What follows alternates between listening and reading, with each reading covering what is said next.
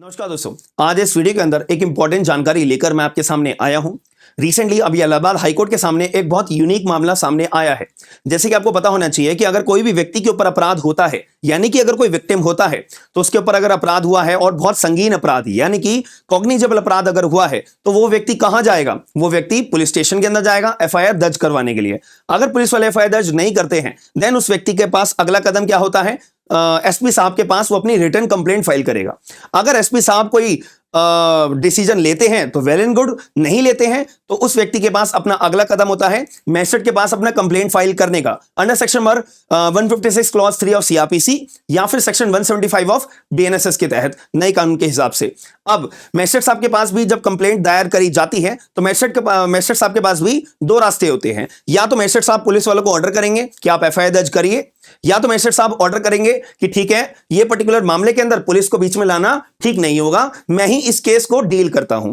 तो मैजिस्ट्रेट साहब आपकी पर्टिकुलर कंप्लेंट को 156 क्लॉज 3 वाली को या जो हम नए कानून के हिसाब से बात करें 175 ऑफ बीएनएसएस वाली कंप्लेंट को एज अ कंप्लेंट मानते हुए कंप्लेंट केस बना लेते हैं एंड कॉग्निजेंस ले लेते हैं।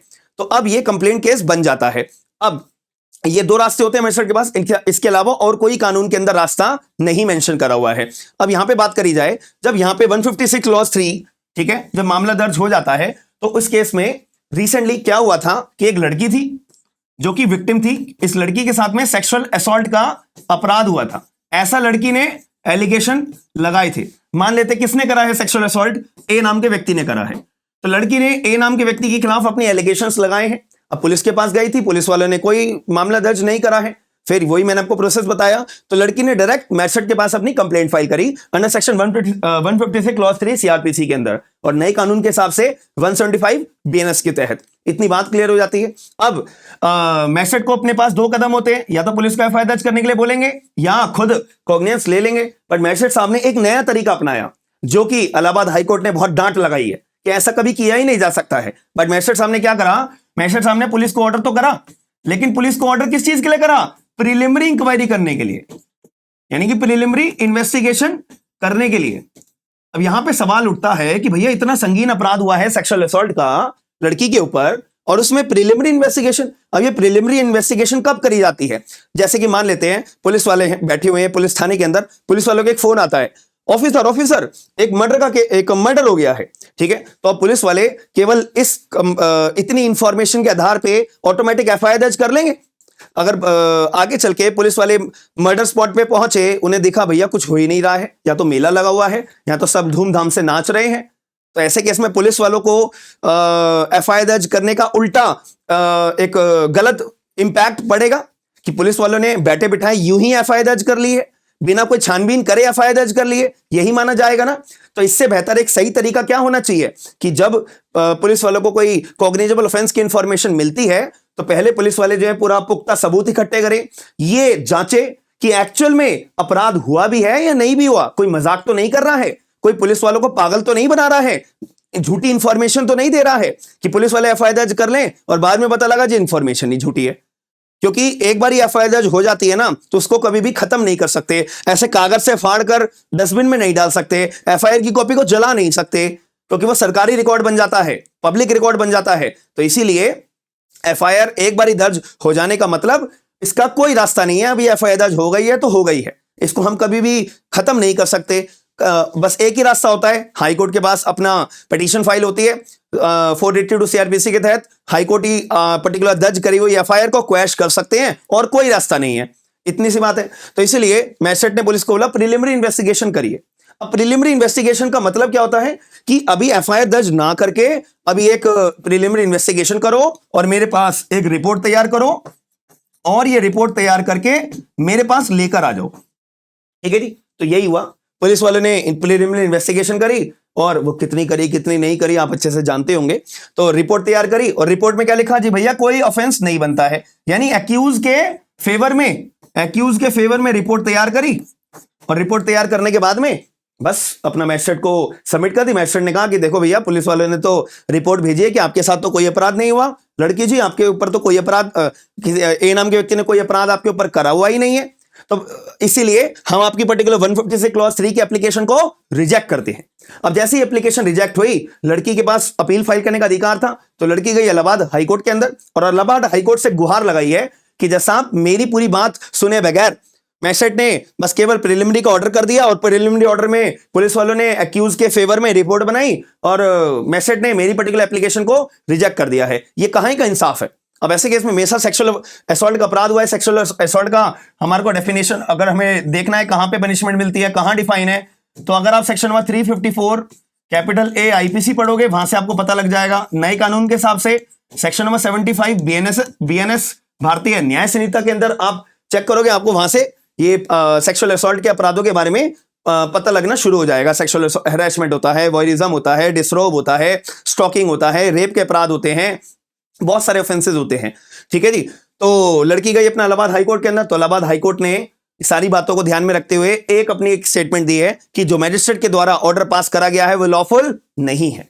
मैजिस्ट्रेट के द्वारा जो ऑर्डर पास करा गया है वो गलत है। मैजिस्ट्रेट के द्वारा जो एप्लीकेशन रिजेक्ट करी गई है वो गलत है। ऐसे प्रिलिमिनरी इन्वेस्टिगेशन के लिए ऑर्डर मैजिस्ट्रेट के पास कोई अधिकार नहीं है। जैसे मैंने आपको बोला था, या तो एफआईआर दर्ज करने के लिए पुलिस वाले को ऑर्डर करा जाएगा, फिर चार्जशीट फाइल करी जाएगी, फिर चार्जशीट के आधार पे मैजिस्ट्रेट चेक करेंगे अपराध बनता है नहीं बनता है। ये एक प्रोसेस है। बट यहां पे मैजिस्ट्रेट ने प्रिलिमिनरी इन्वेस्टिगेशन का ऑर्डर पास करा है, ये गलत ऑर्डर है। कानून के अंदर ऐसा कहीं नहीं लिखा है, पुराना कानून हो नया कानून हो, कहीं नहीं लिखा हुआ ऐसा। भाई और मैजिस्ट्रेट साहब ऑर्डर करेंगे पुलिस को तो प्रॉपर इन्वेस्टिगेशन का ऑर्डर करेंगे, फिर प्रॉपर इन्वेस्टिगेशन करके चार्जशीट होगी, चार्जशीट के बाद मैजिस्ट्रेट के पास जमा होगी, मैजिस्ट्रेट चार्जशीट के आधार पे डिसाइड करेंगे प्राइमा फेसाई केस बनता है या नहीं बनता है। ठीक है जी। तो ये अपना इलाहाबाद हाईकोर्ट ने क्लैरिफाई करा कि not lawful for magistrate to direct preliminary inquiry into sexual assault allegation made in section 156 clause 3 of the CrPC applicability application. ठीक है जी। अब अगर मैं आपको थोड़ी और जानकारी देना चाहूं तो आपके दिमाग में एक क्वेरी आनी चाहिए, सर हमने ना पढ़ा था कि प्रिलिमिनरी इन्वेस्टिगेशन भी पुलिस वाले करते हैं, हमने थोड़े बहुत जजमेंट्स पढ़े थे। बिल्कुल सही पढ़े थे आपने। तो उसके लिए मैंने आपको ये ब्लैक बॉक्स के अंदर, ब्लैक कैप्शन के अंदर ये लिखा हुआ है, एक तो Lalita Kumari versus government of UP and others 2013 और एक Priyanka Shrivastava and other versus state of Uttar Pradesh 2015। ये दोनों लैंडमार्क जजमेंट है हमारे सुप्रीम कोर्ट के।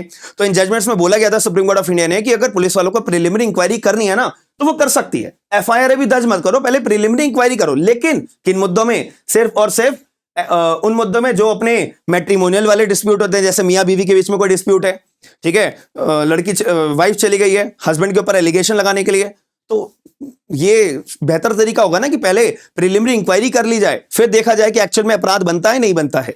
और हमारे कमर्शियल ऑफेंसेस होते हैं, मेडिकल नेग्लिजेंस वाले केसेस होते हैं, डॉक्टर ने कुछ गलत कर दिया हो, या करप्शन वाले केस होते हैं। अगर मैं बोलूं ऑफिसर ये सरकारी ऑफिसर है ना, ये करप्ट आदमी है, इसके खिलाफ एफआईआर दर्ज करो, और पुलिस वाले मेरी इतनी सी बात के आधार पर एफआईआर दर्ज कर लेंगे? नहीं। यहां पे पुलिस वाले की ड्यूटी बना रखी है, भाई पहले आप जो है प्रिलिमिनरी इंक्वायरी कर लो। इन मामलों में करेंगे। और सेक्सुअल असॉल्ट तो अपने आप में बहुत बड़ा अपराध है और जजमेंट्स के अंदर सेक्सुअल असॉल्ट वाले ऑफेंसेस का जिक्र नहीं करा हुआ है, तो इनमें प्रिलिमिनरी इंक्वायरी नहीं हो सकती है। केवल इन्हीं केसेस में प्रिलिमिनरी इंक्वायरी हमारी हो सकती है। ये बात इलाहाबाद हाईकोर्ट ने अपना कंक्लूडिवली हेल्ड करी और ऑर्डर करा कि मैटर जो है प्रॉपरली दोबारा मैजिस्ट्रेट के पास जाएगा, मैजिस्ट्रेट प्रॉपरली मेरिट के ऊपर प्राइमा फेसाई केस बनता है नहीं बनता है उसको डिसाइड करेंगे, देन उसके बाद प्रक्रिया आगे पालन करी जाएगी जो कानून के तहत मेंशन करी हुई है। तो आपको जो वीडियो के माध्यम से मैंने जानकारी दी है, आई होप आपको जानकारी पसंद आई होगी। और वीडियो अगर पसंद आई है तो लाइक और शेयर करके जरूर बताइएगा। साथ में आपको एक इंपॉर्टेंट इंफॉर्मेशन मुझे देनी है कि हम जो है 2 दिसंबर 2024 से अपना नया बैच स्टार्ट कर रहे हैं भारतीय नागरिक सुरक्षा संहिता का। जैसे अगर कोई स्क्रीन के ऊपर दिखाई दे भी रहा होगा, तो जितने भी लोग अपना एनरोल्ड होना चाहते हैं 2 दिसंबर 2024 से हमारी क्लासेस शुरू हो रही हैं, जिसमें कंप्लीट पूरा बीएनएसएस आपको पढ़ाया जाएगा, प्रीलिम्स के पर्सपेक्टिव से, मेंस के पर्सपेक्टिव से, जो भी टेक्निकल सवाल, जो भी जुडिशरी का पेपर देना चाहते हो, आपको पूरे कवर अप करवाए जाएंगे।